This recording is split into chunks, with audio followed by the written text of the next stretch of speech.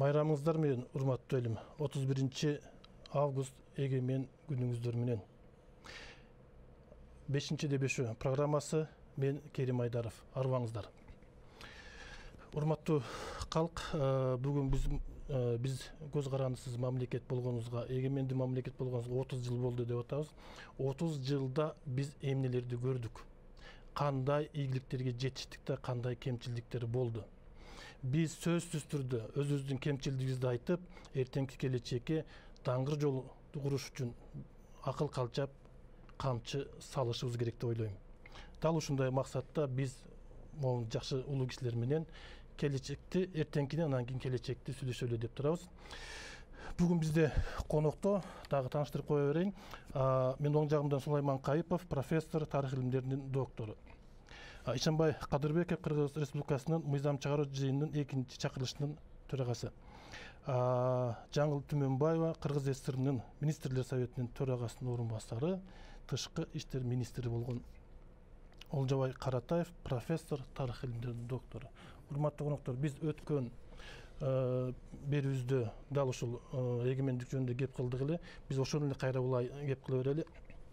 Сиздерге барыңыздарга эле бир суроо, кимиңиздер баштап берсеңиздер болот. Мамлекеттүүлүктү бекем сактап калыш үчүн, эгемендүү алдык да, эми ошону келечекте түбөлүк сактап калыш үчүн биз кандай саясат жүргүзүшүбүз керек?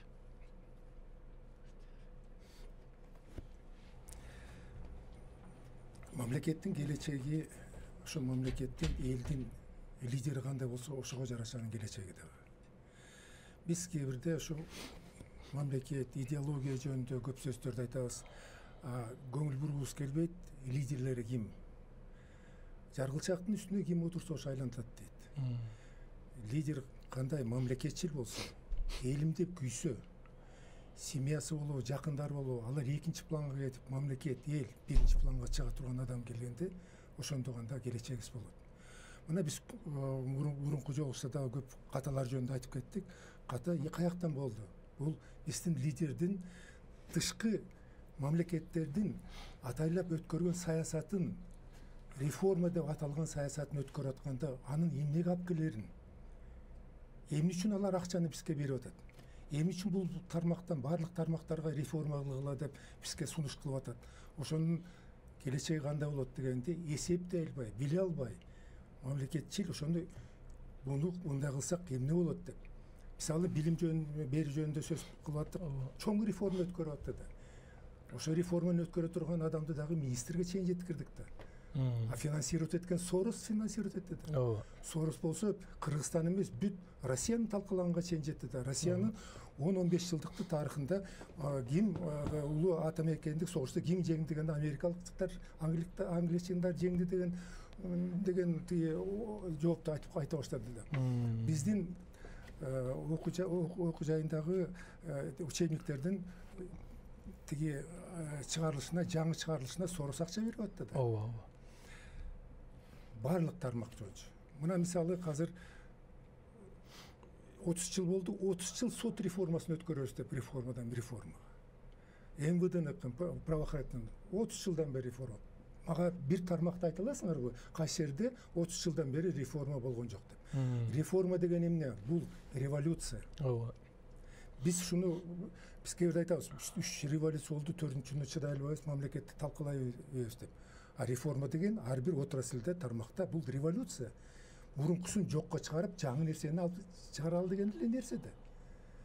Мына СССР убагында мисалы сотто алып коелучу, сот турат дагы жанында 2 киши, эл шайлаган киши жанында турчу. Эгерде 2 киши макул болсо, соттун чечими чыга алчу эмес да. Бүгүн сот бир адам мамлекеттин атынан каалашынча звонок кандай болсо чечип атат. Народный заседатель деп койчу. Биз болсо азыр болсо жаңы ачкансып институт присяжныйды киргизели деп ошентип атабыз. Болгон нерселерди ошолордун баардыгын ким жоготту? Сот реформасынан бул кереги жок деп жоготту да.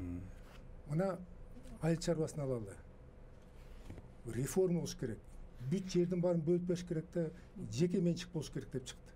Ошол эле айыл чарбасы каты өскөн мамлекеттердин бири Израиль колхозду калтырды да. Мен тиги штат Индианада болдум, Америкада, штат Индианада. Ошондо департаментте 48 000 киши иштейт экен. Департамент айыл чарбасында. 3% эли гана айыл чарбасында иштей турган Америкада. Бүт дүйнө жүзүнө экспорт кылып атат материалдар. Эми үчүн дегенде департамент айыл чарба департаменти менеджер болгон. Тапкан оокаттарын жасаган айыл чарба иштегенден бартын дүйнө жүзүнө рынокко саткан. А биздин реформада ошол эле мамлекет Америкалар бизге акча берип атты айыл чарбасына. Министерство сельского хозяйствоны жокко чыгарып атты да. Кичирейтип, алар менеджерди жокко чыгартып, биздин тапкан нерселерни булар сатып алсын деп.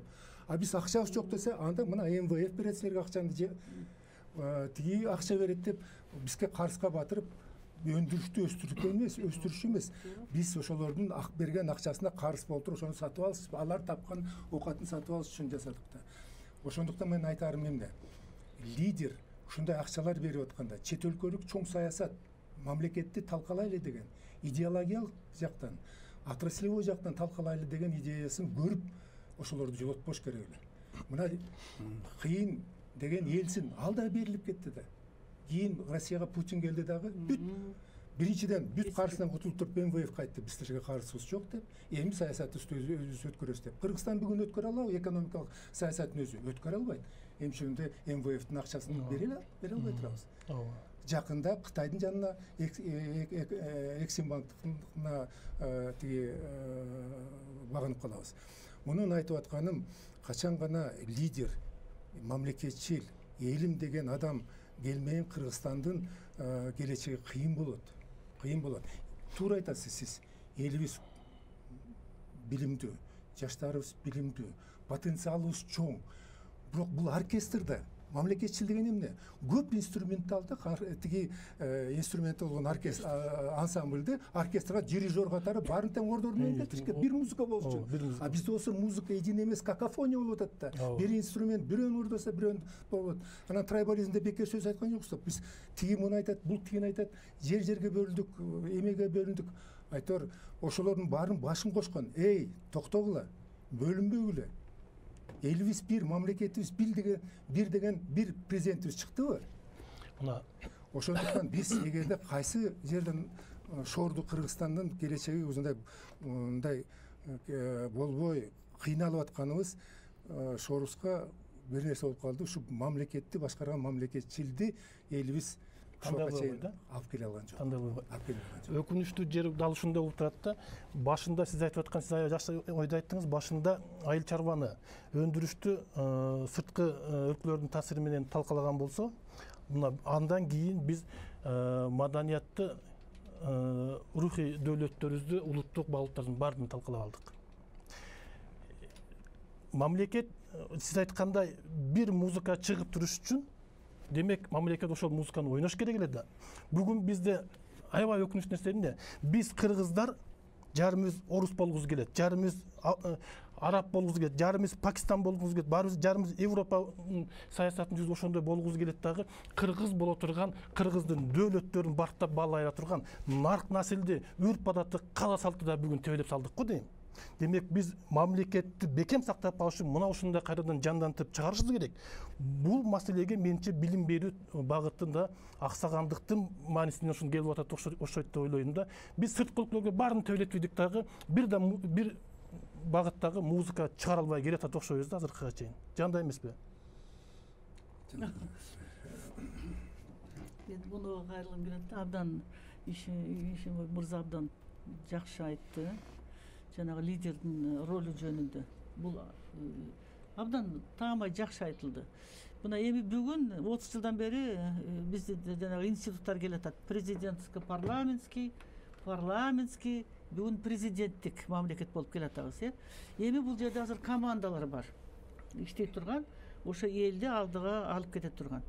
Бизде реально, формально дейбизби, реально мыйзамдарыбыздын баары бар. Эң негизги мыйзамыбыз конституция, анан тармак боюнча бутактуу бийликтерибиз турат. Закон чыгаруу, аткаруу, сот бийликтерибиз. Бирок ошол сиз мен лидерликке макулмун, бирок ошол ордунда мамлекеттик кызматта отурган ошо чоң деңгээлдегилер эмне үчүн бул мыйзамды сактабайт? Өздөрү сактабайт. Билбейт да болуш керек алар. Жок, сактабай жатпайбы? Эгерде ошол эле жаман мыйзамдарды жакшылап сактасаңар, биз бир топ астыга жылмакпыз да. Анан эмне үчүн биздин элибиз мондай? Бар тетигинде сиз айтып атасыз, барбы деп элди сурап атасыз. Эл мына оларды карап турат да. Ушуларга ишенеби? Эгерде биякта калп сөз айтып атса, башкы көч каяк болсо, анан кийин элди бир жака чакырып атса, ал билет да мунун нуур экенин, калпыч экенин, баарын туура эмес жасап атканын. Мен ошон үчүн айтып атам, булар жанагы команда мамлекетчил болуш керек. Мыйзамдарды сакташ керек. Анан кийин бизде төңкөрүштөр токтобойт эч качан. Мен айтып коеюн, токтобойт. Себеби элдин муктаждыгы аткарылбайт. А элге эмне керек? Адилеттүүлүк, акыйкаттык керек.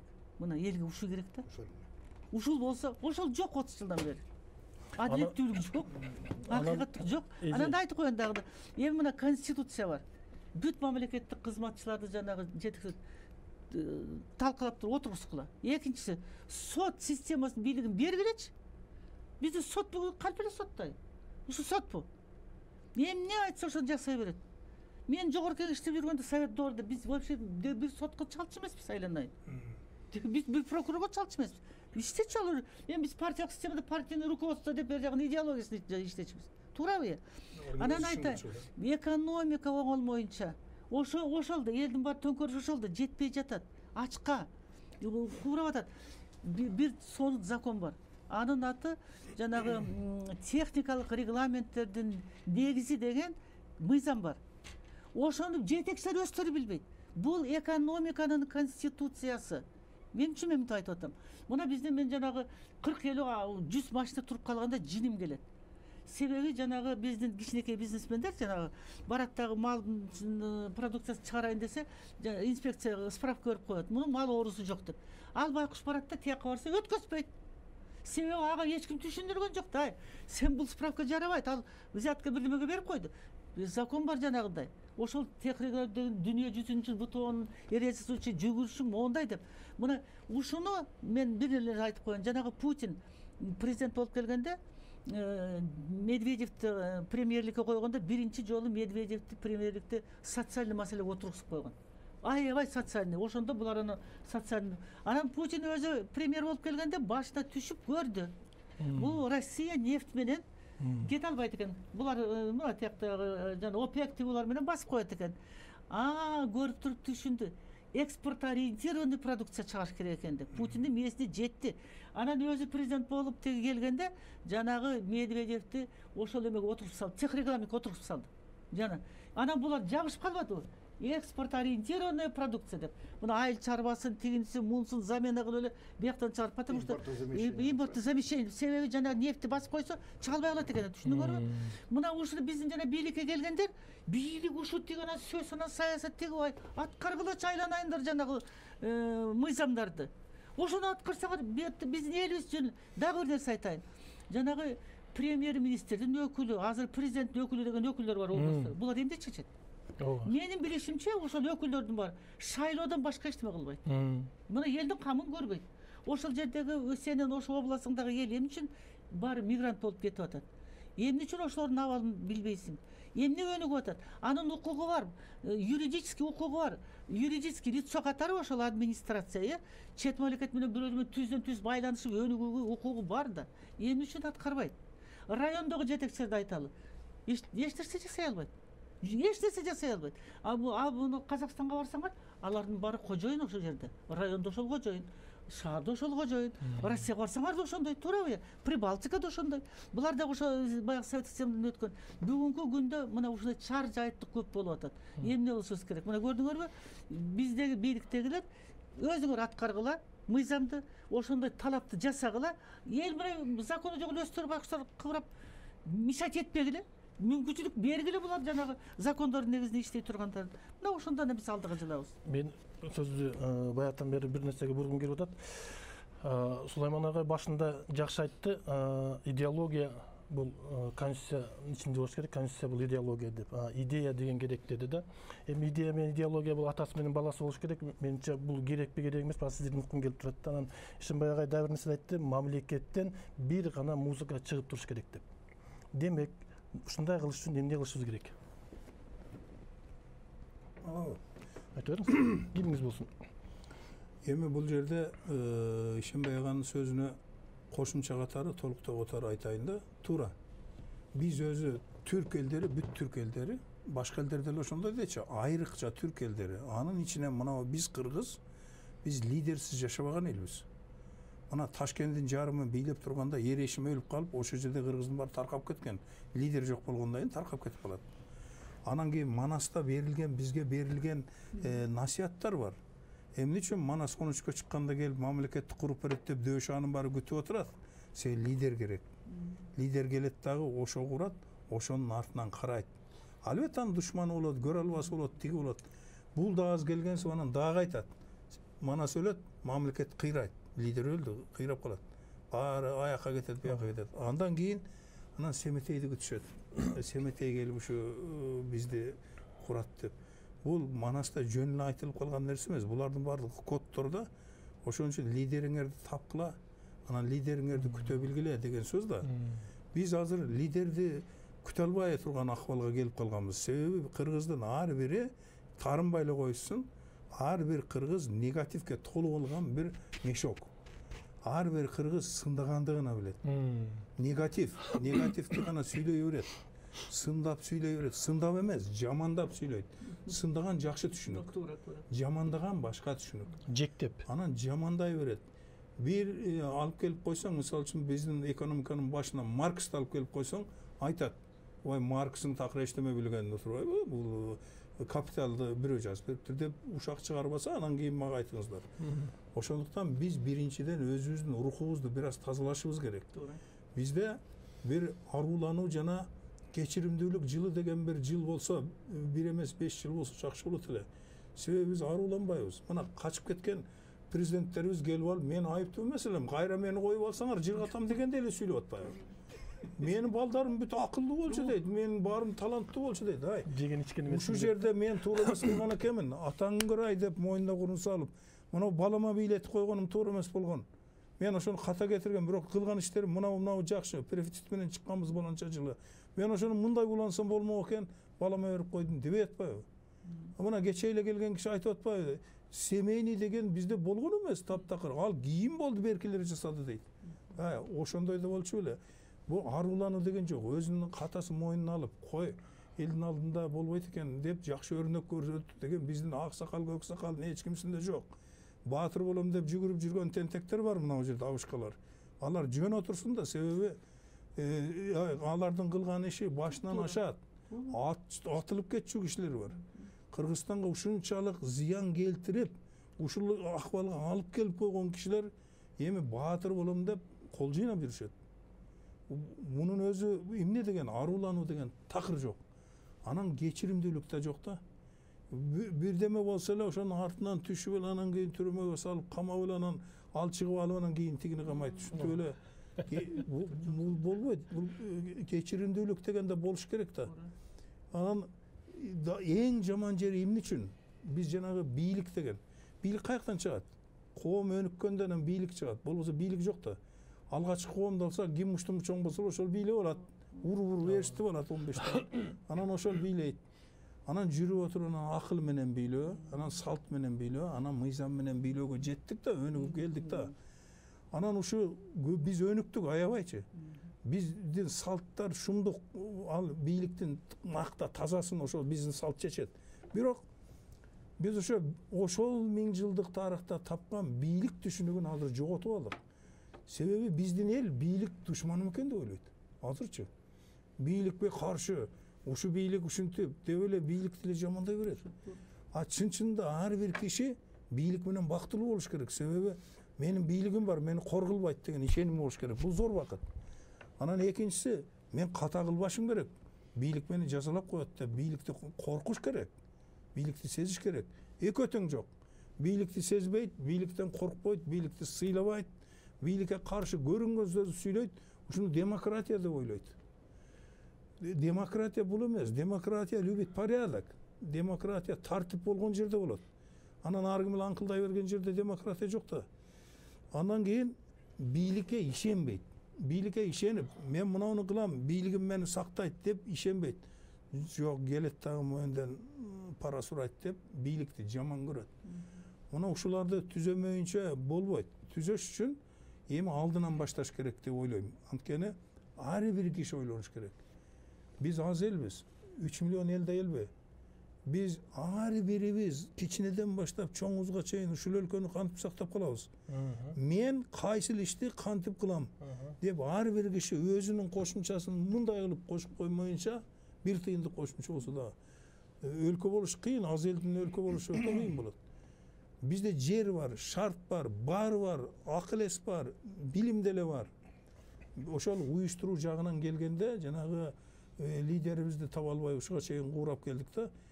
Эми бул шак эле асмандан түшө калбайт экен. Эл өзү лидер жасаш керек. Кыргызда бекерден бузунал элге бучуктан бий деп бекер айткан эмес. Себеби өзүбүз ошону заслуживать этип калганбыз да. Ошого эми мына эми кай жерге келдик? Бийлик алмашты азыр.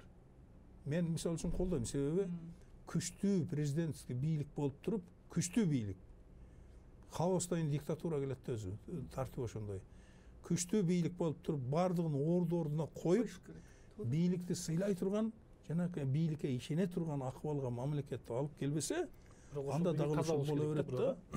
Ошондон ар бир киши да сезе баштайт. Менин бийлигим бар, мамлекетим бар. Ушу бийликке ишенбөөчүлүктөн келип чыккан көп кесепеттер бар да. Анан реформа деп атпайбызбы? Реформанын башындабыз азыр. Реформанын биринчи этабы башталды деп коелу. А бирок жанагы мисалы үчүн кээ бир компактный, оперативный, ошо турган жеринен маселе чече турган кичинекей структуралар болот, комиссиялар бар, туурабы? Комитеттер бар. Эми алар министерство болгондон министерствонун иштөө регламенти башка да. Алар ошол момент маселени чече албай калат. Себеби кагаз келип түшкөндө информация анын чечим бере турган кишинин ортосунда алыс ага жеткичекти инвестор мисалы үчүн күтпөйт да. Мен 1 саатымды алсам, мен азыр айтып атам, сен 1 саатка чакырып алып 2 саат сүйлөттүң деп айтып атам да мисалы. Турбайт да. Ошон үчүн мобильный, активдүү, убакытты кетирбей иштей турган структураларды мындан кийин түзүш керек деп ойлойм да. Билим берүү комитет, билим берүү министрлигин билим берүү комитетине айландырыш керек. Себеби ал мобильный салсын. Ал мобильный болот, тез болот. Анан кийин стратегияга өткөндө анан министерство кылып койсо болот. Азыр ал катып калган структура иштебейт. Реформа сөзсүз керек. Мына сиз айткан жанагы кесиптик окуу жайлардын баардыгын министерство кошуп койду. Эми ал иштебейт. Кесиптик окуу жай өзүнчө туруш керек. Адамдарга кесип бериш керек. Адамдарды кесип багат. Жөн эле билим бакпайт. Билим аны облагораживает. Бирок акча таптырбайт, бакпайт. Экономикага эч качан жардам бербейт. Азыр университеттердин баардыгы бакалавр көтө болгон. Булар экономикага эч тиесеси жок. А университет деген азыр дүйнөдө мамлекеттин экономикасына түздөн тиз тиешеси бар. Өлкөлөр, структуралар болуп эсептелет.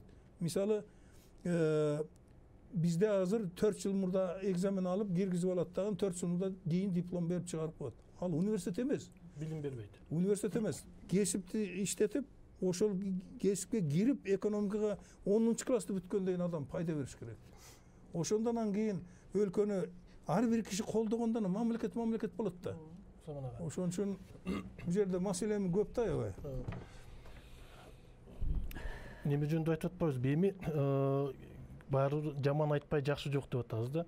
Биз кемчилдигибизди айттык. Эми кайрадан мамлекет оңдоп түздөп кетиш үчүн кандай жолго түшүшүбүз керек деп атабыз да. Демократия, либералдуу, экономика либералдуу саясат бизге жемишин бердиби өзү?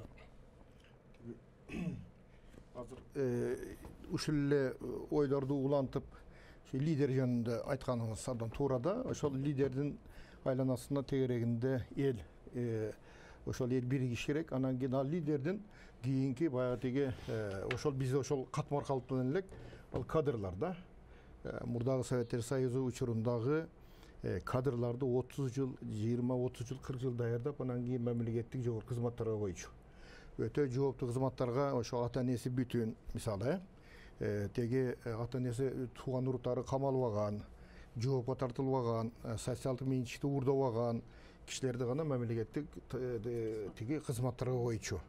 Анан кийин ошол лидер жөнүндө Кытайдын тандоорундагы Су Танышу деген тарихи булак бар. Ошол кыргыздар, уйгур мамлекети жана көк түрктөр жөнүндө маалыматтар берет дагы.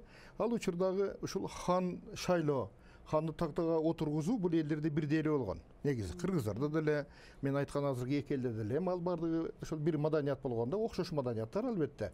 Эми ошол кыргыздар жөнүндө алалы, алар хан шайлоосун Кытайда сүрөттөп жазат. Анан кийин ханды кийизи олтургузат дагы, болочок хан боло турганда, легитимдүү болгонго чейин. Аны кийизи отургузат дагы, анан кийин бул күндүн айланышы, бул сааттын жебеси тигинеме.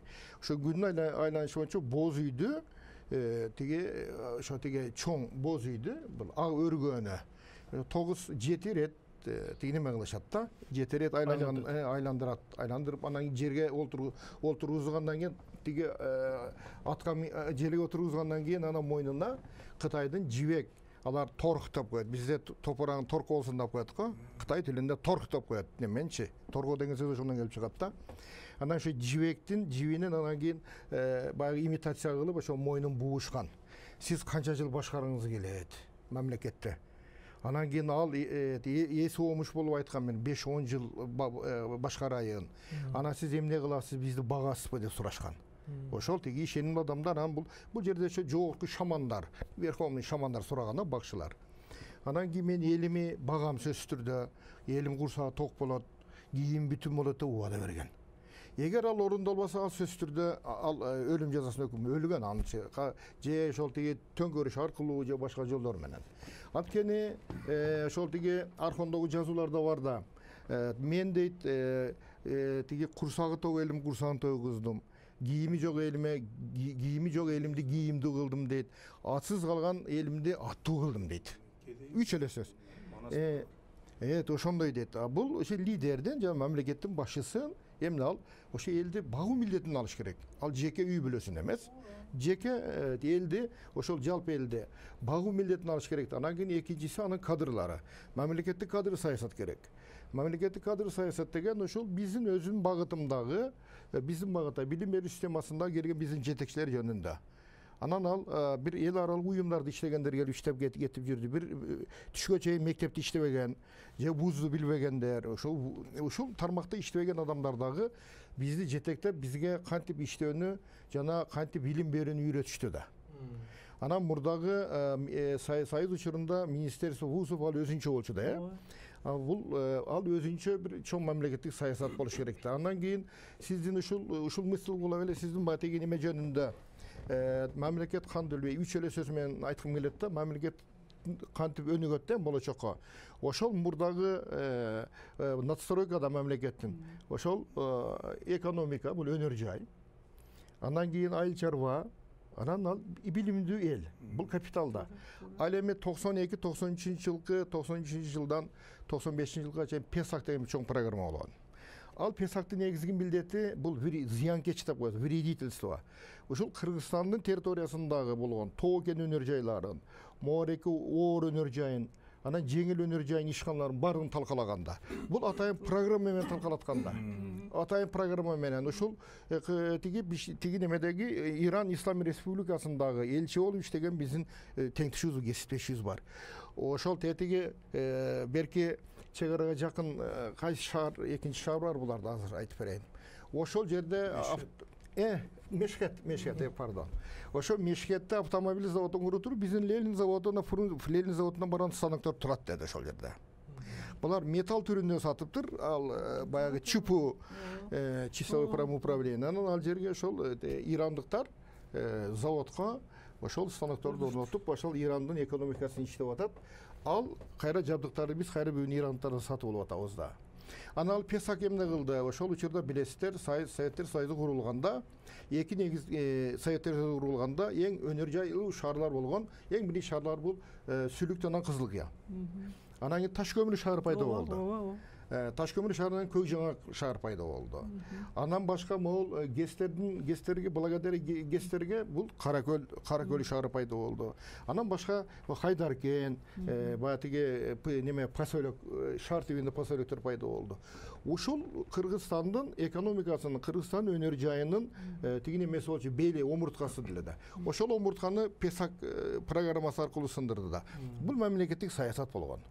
Ошол учурдагы мамлекеттин башчысы, ошол учурдагы өкмөттүн жетекчилери, ошол учурдагы тармактар боюнча министрлердин колунан келген иш мунун баары.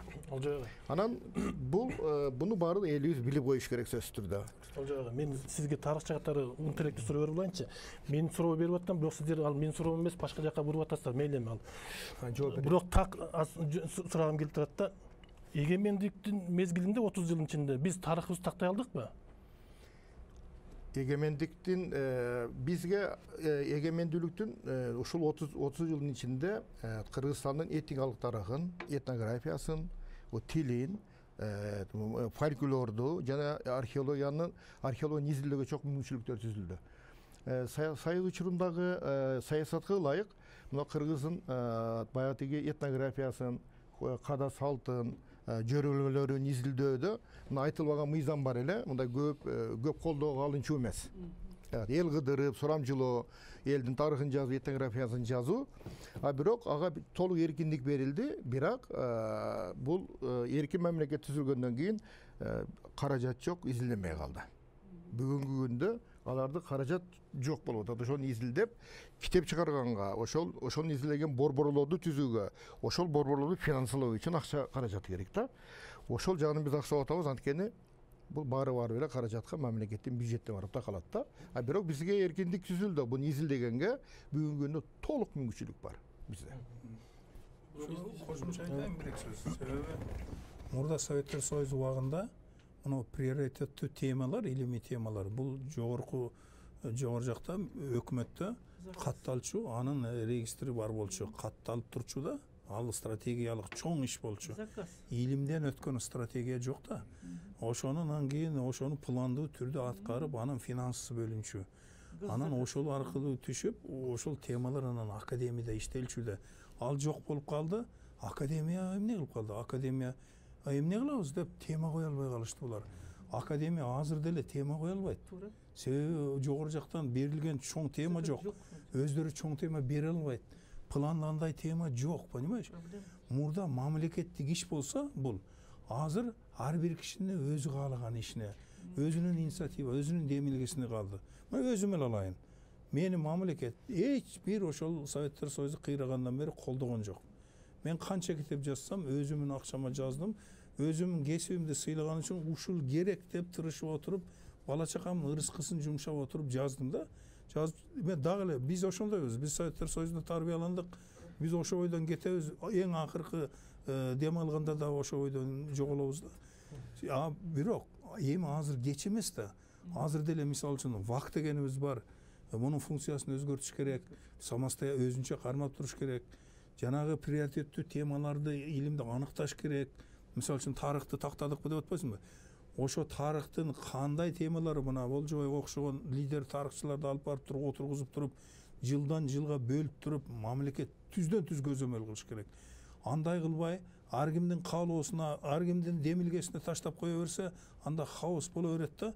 Биз менимче ошого баратабыз. Мен жакында бир топ эле киши менен сүйлөштүм. Системага салбаса болбойт экен деп калыптыр. Эгерде адамдар система деген сөздү колдонуп атса, демек бир нерселер ойгонду деген сөз да. Ошо системага салса, анан кийин тез эле неметип кетебиз. Биз ушундай элбиз өзү. Биз бир нерсени туура баштап алсак эле тез өнүгүп кетебиз. Биз маселе туура баштай албай атканыбызда да. Жаңылыш жолго түшүп алганыбызда турат. Тилекке каршы ошол тиги 30 жылдан бери бизде фундаменталдуу академиялык тарых боюнча изилдөө жыйынтыктар китеп чыга элек да. Биз ошол 1984-жылкы Есилгайра Нестердин тушуна жазылган академиялык ошо 5 томдуктун 4-өө гана чыгып, 5-инчиси чыкканга үлгүрбөй алган. Ошону колдонуп атабыз.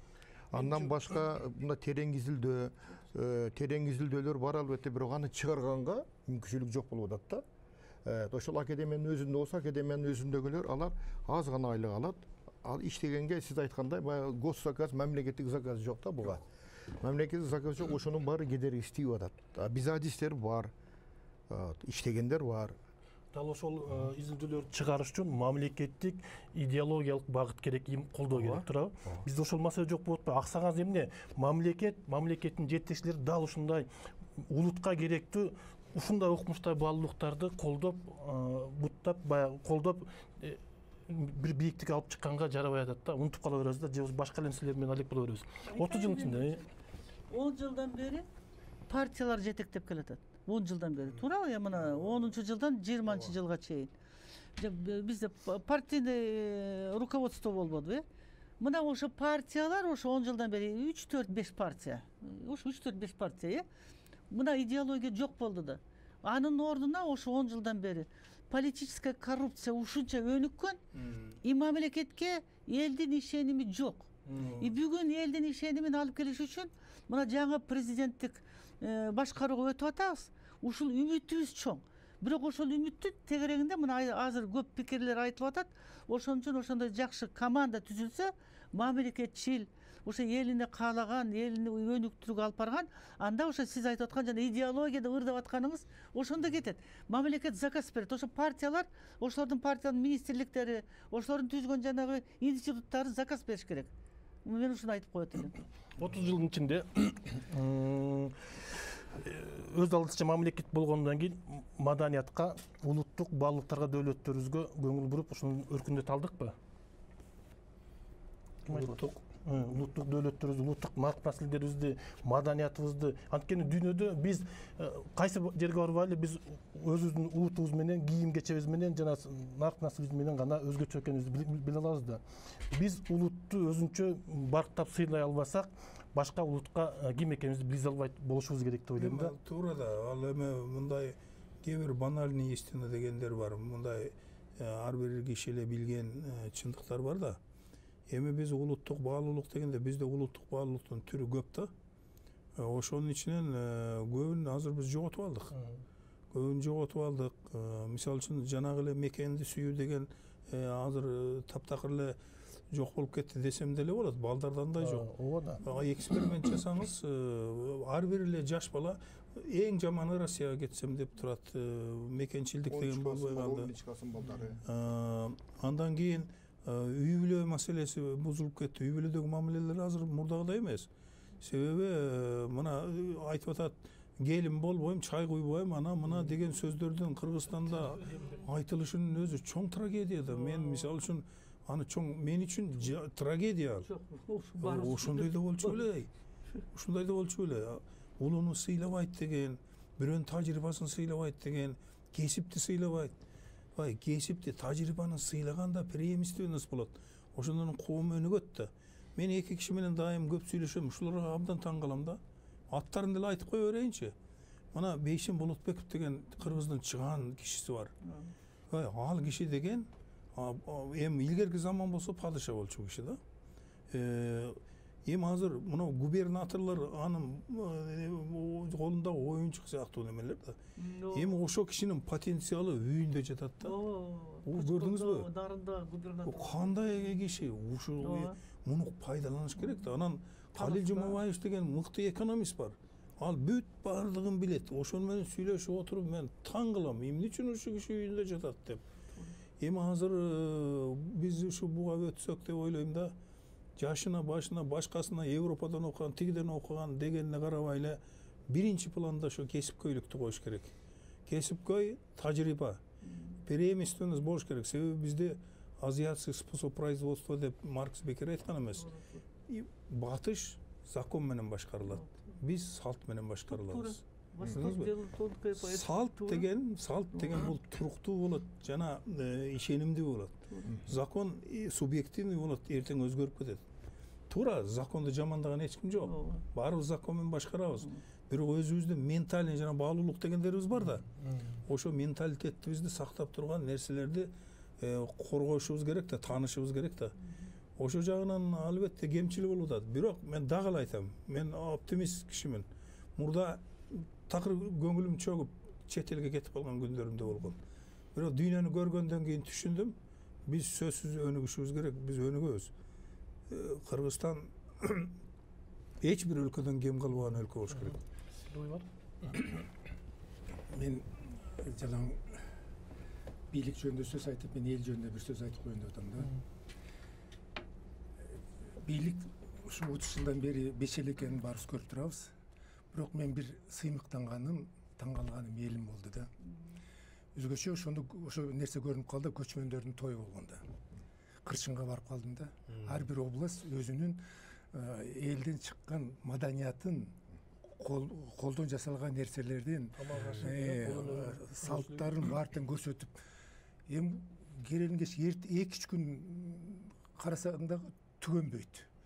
Эл мамлекеттин жардамы эмес, мамлекеттин идеологиялык саясатынан эмес, өзү нукура тарыхта калган, ата бабадан калган маданиятын сактап, үйрөтүп, калтырып, Кыргызстанды ушундай өйдө көтөрүп атканы. Ошол эле көчмөн тоюнда жанагы ипподромдо болуп аткан нерселер дүйнө жүзүн таң калтырдык да. Эми ошолордун баарын эмне мамлекет көтөрдүбү? Ар бир ошо чүйөрөндөгү жанагы калктар, таластагылар, ошолор баатырлар, биздин баатырлар, ошолор баардыгын калтырды да өзүнүн маданиятын. Мына эртең менен Евроньюсту көрсөтүп атат. Кыргызстане возродился Шырдаки деп Евроньюс көрсөтүп атат. Шырдактардын жанагы тиги конкурсун, нарында болгон конкурсун көрсөтүп атат. Таң калып, световой решениеси. Мен ошончо мына азыр бүт таң калган эмне, бир Комсомольский правданын багы Ошто болгон окуядан кийин бир корреспонденти келип, анан кийин Жумакадыр Акинеевге айткан экен, мен бир нерсени таң калам дейт. Силердин мамлекет дейт, бүгүнкү өзүнүн экономикасы боюнча Чад мамлекетинен ылдый түштүңөр дейт. Африканын эң начар мамлекети. Бирок эшикке чыгып, элдин жашаганын көрүп, курулган үйүңөрдү көрүп, анан кийин анан жанагы дом красотыны көрүп канча эл келген. Таң калдым дейт. Не благодаря, а вопреки элиңер дейт. Бутуна туруп алыптыр дейт. Коңшу мамлекетте Өзбекстанда болдум дейт. Казакстанда болдум. Силердин эл андан бир эсе, эки эсе порядок жакшы жашап калдыңыз дейт. Мамлекетиңер жарды дейт. Элибиз мамлекеттен бир жардам бүтпөй, бир пайда албай, бир идеологиясын укпай туруп, өзүн өзү быкканга жарады. Маданиятын сактап калганга жарады. Спортсмендерибиз болсо ошолордун жардамы менен жанагы медалдарды Олимпиададан алып келдиби? Же болсо жанагы артисттер конкурстарга катышып, канча конкурстарга катышып келип атат. Бул сиз менен толук мен макулмун. Элибиз просто кладес экен да. Кумтөрдөн дагы бай негизи бар экен биздин өзүбүздүн интеллектуалдык потенциалыбыз.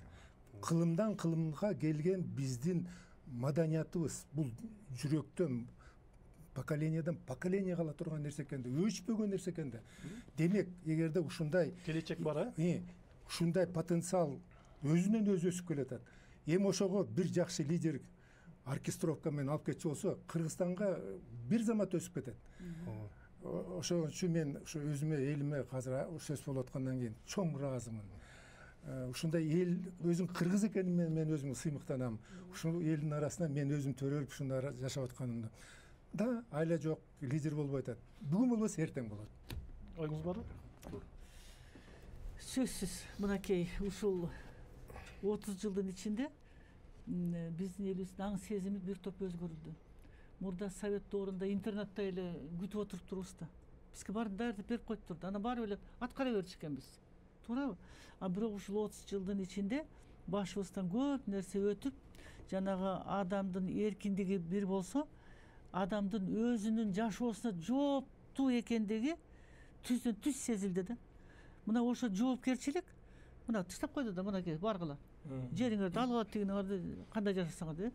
Ошон үчүн элибиздин келечеги бар экенин мен көрүп турам. Элибиздин келечеги болгондо мамлекетибиздин келечегин көрүп турам. Бирок эми ошо мамлекеттеги кызматчыларыбыз ошонун баарын сезип астыга алып кетсе деген чоң үмүттө турабыз азыр. Мына ушул чоң үмүттөбүз азыр. ишенем мен ушул үмүтүбүз сакталат го деп. Бизде 15 мүнөт убактыбыз бар экен. Мен азыр бере турган суроого биз жооп берип атабыз. Ошонсо дагы айтып коеюн. Эми 30 жылдагы кемчилдикти айттык, артыкчылыгыбызды айттык. Эми келечекте ушул эгемендүү мамлекет болуп түбөлүк сактап калыш үчүн, улутубузду, мамлекетибизди бекем сактап калыш үчүн кандай багыттарга барсак жакшы болот деген суроого жооп берип коюңуздарчы. Сиз жанагы бул реформанын биринчи этапы дегенде жүрөгүм шуудай түштү. Качан гана реформа дегенде токтотсок, отрасль боюнча революция жасабай. Тарых деген эмне? Тарыхты эмне үчүн биз билишибиз керек. Тарыхта жакшы нерсе болгон, жаман нерсе болгон. Жаманды жокко чыгарып туруп, тарыхта, кыска тарыхыбызда мурунку эле мен 37-жылдыктан бери келаткан жакын тарыхтагы жакшы нерселерди кайра жаратып, ой бул эски экен, бул жарабайт экен дебей, ошону турмушка ашырсак, ошо идеология болот. Идеологияны биз кеп атабыз. Идеология жок, ойлоп чыгарыш керек деген. Идеология бир гана. Элибиз жакшы жашаш керек, мамлекетибиз өсүш керек. Ал үчүн жакшы болгон дүйнөдө жакшы нерселерди, пайдалуу нерселерди биз тиги алып чыгыш керек. Сингапур менен Малайзия алар кыйын болуп кеткени жөн бир нерсени ойлоп чыккандан эмес. Болгон өзүнүн тарыхында жакшы нерседи, дүйнөдө болгон жакшы нерселерди турмушка ашырып койду. Болду. Болгону. Ошондуктан тиги мен айтат элем, Кыргызстандын келечеги бир гана нерседе болот. Революцияны эмес, реформаны токтотуп айланайын. Эстеп көчөгүн эмне болгон, жакшы нерсени жаратып. Мен бир нерсени айтып коем. Микеланджелонун Давид деген скульптурасы бар. Аны айткан экен, как ты мог сотворить ушундай нерсени дегенде мен айтып, мен мрамордун глыбаны алдым. И отсекал все лишнее деп. Болгон нерсени анан гениальное произведение деп. Мамлекетте дагы жаман нерсени отсекать эте бергенин, жакшы нерсени калтыра бергенин мамлекетибиз Давиддей скульптура болуп туруп чыгат. Жаман нерсени кайсылар ушуну айтып коюңузчу мындай. Деп ошо эң негизги мен жанагы барлык отурулуш жөнүндө айтсам болот. Убакыт аста реформаны токтоткула. Трайбализмди. Эми бул кадырбек трайбализм деген эмне?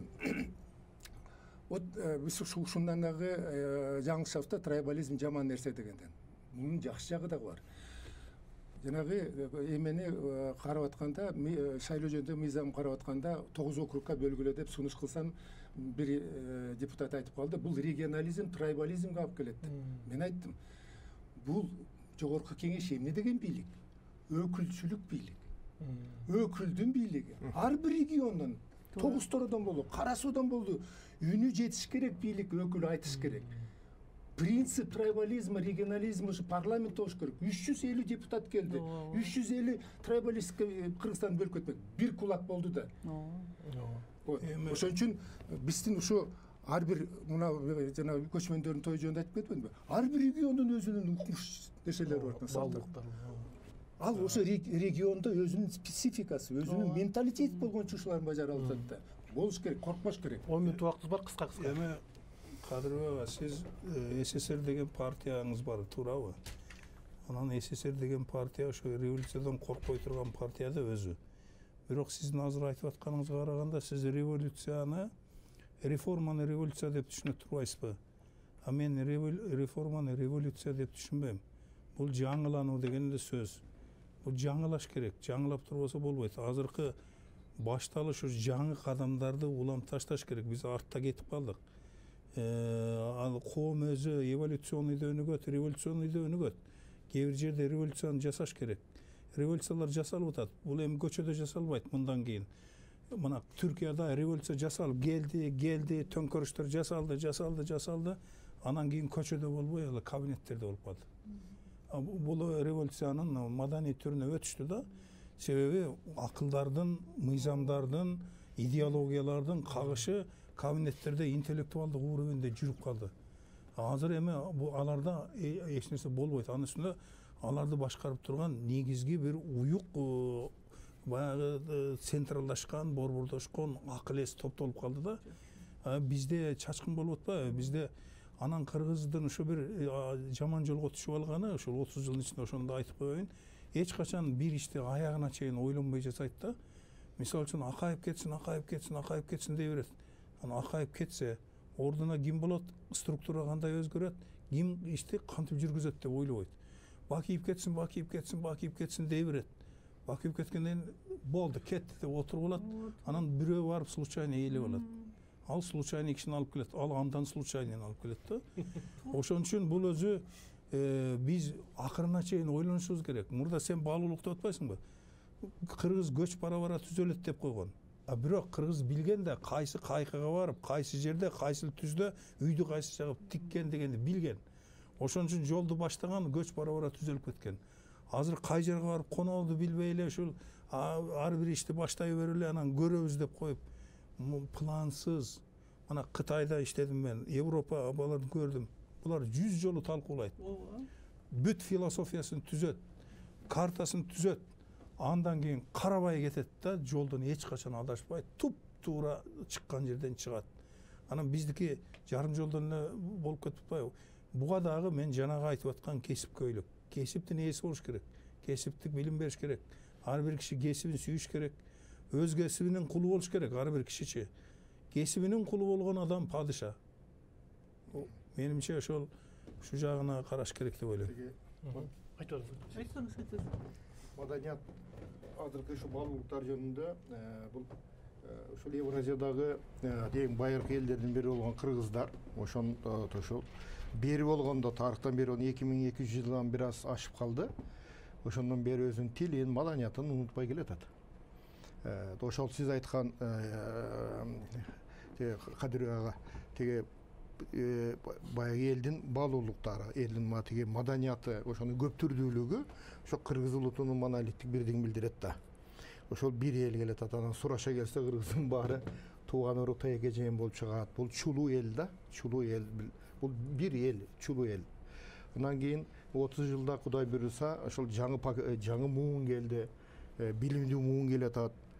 Кудай буйруса, ошол келечекте ошол муундар бул мамлекетти биз да албетте жардам беребиз, күчүбүздү жумшайбыз. Биздин мамлекет күчтүү, гүлдөө өнүккөн, кубаттуу, билимдүү, анан маданияты жогору чекте өнүккөн, бирок улуттук баалуулуктардын, улуттук маданиятын андан ары өнүктүргөн улут болот деген ишеничтемин. Мен дагы сиз сыяктуу ошо кыргыз болгонума сыймыктанам. Мындайда мен абдан кошулам коллегалардын айтканына. Абдан жакшы жаштар өсүп келатат, билимдүү. Мындай акыйкатты сүйгөн, адилеттүүлүктү сүйгөн, эмгекти сүйгөн. Анан жакшы технологияларга, жакшы нерселерге абдан мындай умтулган жаштарыбыз. Ошону менен бирге жанагы улуу муундун арасында абдан мындай профессионал, ыймандуу, абийирдүү адамдарыбыз бар республикада. Мына буларды эриш аркак кылып туруп, ошондой түзүп туруп, анан кийин алдыга жылышыбыз керек. Азыр бир госсекретарь деген институт түзүлдү. Мен ойлойм, ушул жана госсекретарь деген институттун алдында ушундай бир кызыктуу бир нерсе болот го деген пикирим бар. Эгерде жөн эле мындай билимдерди айта берсе болбойт. Себеби бул жаштар бүт жаңы технология, жаңы нерселерди колдонсо, анан биздин салттарды, тарыхтагы болгон нерселерди ошолорду кошо камтыш керек да. Мен ойлойм, ушундай биригүү болсо, алдыга кете турган үмүт. Азыр мынау жаңы бийликке үмүт бар. Бирок мында карасаң, жанагы интернет, тигулар булактарында бири-бирин эле ашат эле минтип атат. Мен абдан Сулайман мырза, сиз менен макулмун. Ушундай иренжиген сөздөр азыраак болсо, жок, критика деген абдан болсун. Мен ага абдан макулмун. Критика болбосо болбойт. Сын болсун. Анан жанагы абзывалкалар болбосун да, жанагы. Фейк. Ошондой болбосун да. Адамдын ар кайсы эмелердин баарын теңептирбей. Мына ошо ишеничибиз абдан чоң болуп турат. Мен ойлойм, мына быйыл ушул биздин 30 жылдыгыбыз, анан жана Жусуп Абдрахмановдун юбилейи, ушул иш чаралар бизди көп нерсеге мындай алдыга чакырат го, бириктирет го деген ойдо турам да. Биз мисалга баягы аябай баарыбыз акылдуубуз азыркы замандачы. Бүт эле баарыбыз Facebook'та карасаң, соцсетте баарыбыз акылдуубуз да, бирок мамлекетибиз жарды. Bizde тарбия кереги окшойт деп атам да. Bizde 3-4 мүнөт убакыт бар экен, ушул тарбия жөнүндө кыскача айтып коюңуздарчы. Мен биринчи айтайын. Тарбия үй бүлөдөн башташ керек. Биздин кыргыздын үрп адат салты, биздин мусулмандыктын тарбиясы эң жогорку ушу бийиктикте турат деп эсептейм мен. Ошо үй бүлөдө кандай тарбия болсо, ошонун ары уланып, кийин утур билим алып, аны мунду көрүп, анан адам кете берет. Мына тарбияны. Анан ошо жанагы кызматка келгендер эле ошо тарбия көргөндөр келиш керек. Ошо тарбия билгендер. Анан эң негизгиси нравалык принциптери таза болгон адамдар. Эл үчүн болгондор. Чындап кыргыз болсо, кыргыздын салтынын баарын билип, ошону колдонсо, кыргыз адебин колдонсо, ошол эң мыкты мусулман. Ошондой болот. Кыргыз адебин, кыргыз салтын колдонсо, ошол эң жакшы христианин. А дегенде эле кыргыз болчу, анан кыргыз болсоң адам болосуң да. А биздикилер азыр бирөө араб кул анан кийин эмне деп балыктар жок. Биз теңир деген сөздү да жамандатып алдык да. Биз көп нерседен ажырадык, эми алар бул жерде айтылган сөз эмес. Жок, жакшы дейм, айтыңыздар ушуну. Бул тарбия да эң чоң бир нерседен болот. Биз башка адамды кумир кылабызбы же башында турабы, ошого көп карайбыз да. Ошого жаап калса, ошого окшошкубуз келет. Кумирге же кинодо, же китептен окугандарга. А ошо кумирлер эгерде айткан сөзү, кылган иши менен келишпей турчу болсо, ишеним кетип калат дагы, акырында бул өчө баштайт. И канчалык жакшы нерсени айтсаң да, ыйланайын, тиги тескери кетип атат. Мен эмне оңго кетишим керек дегендей булар да. Ошондуктан биздин Кыргызстандан биз мамлекет жөнүндө сөз сүйлөшүп атабыз да. Мамлекет жөнүндө сүйлөп аткандан кийин башында турган ошол эле депутаттарыбыз чимкирик ата албай, үлгү болуп. Эгерде конституцияда 5 жыл шайланат десе, 6 жыл иштебей, ойлонайын, конституция 5 жыл турат, мен кайсы бети менен барам деп. Конституцияны тебелеп атса, мыйзамды тебелеп атса, элден кантип тарбиялабыз? Биз элге кээ бирде нааразы болобуз. Ушундай кылсыңар, тигиндейсиңер деп. Ошого үлгү катары тескери үлгүнү көрсөтүп атпайбызбы? Демек биз башынан оңолмойын, ылдый жаңы боло албайт. Да, семья база. Бирок семьяда балдарды багып аткан эне атасы дагы тияктуу көрүп атат, эмне болуп аткан. Балдар көрүп атат. Анан кийин кокуй, мен Турцияга, Канадага, Америкага кетем десе, ал көз кокуй бияктан эчтеке болуп кеткен, кеткенин туура экен деп атат да. А эгерде бизде туп-туура нерселер, жакшы нерселер болуп атса, каяка кетесиң? Бизде мул болуп атса, тигиндей болуп атса, сен Кыргызстанга керексиң, элиме керексиң деп айта тургандай мүмкүнчүлүк болуш керек деп. Согуш убагында за Сталинди деп бекер көтөрүлгөн жок. За Родину, за Сталинди экинчи жолу айтканда үлгү болчу да, идол болчу да, ишеним болчу да. Мамлекет ошол үчүн эсир көтөрүлгөн да.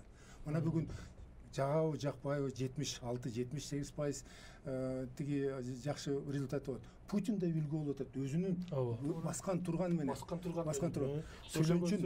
Ошон үчүн мен сиз менен толук макулмун. Бүгүн биз жаңы бийлик келди, үмүт менен жашап атабыз. Качан гана үмүт өчө баштаганда биз Акаев кетсин дейбиз. Анан кийин Бакиев келгенде үмүттөнөбүз. Ал кетип анан үмүт өчө баштаганда Бакиев кетсин дейбиз. Ошондуктан бизге бийликке келген адамдар бүгүн элибиз, ошонун арасында биз отургандар үмүт менен жашап атабыз. Оңдоп кетсе экен, билимдүү болор экен деп. Эгерде үмүтүбүз акталып кетчү болсо, эң тиреп ошону колдогон күч биз болобуз.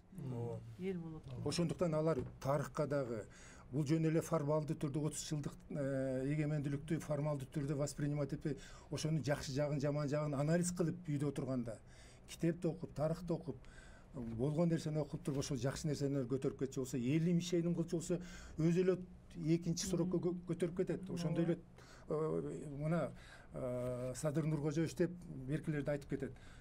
Ушу деңгээлге, ушундай сыймыктанууна турган элге сыймык боло турган, ошого деңгээли келе турган лидерибиз болсо, бүгүнкү мүмкүнчүлүк бар, жаңы баштап атат.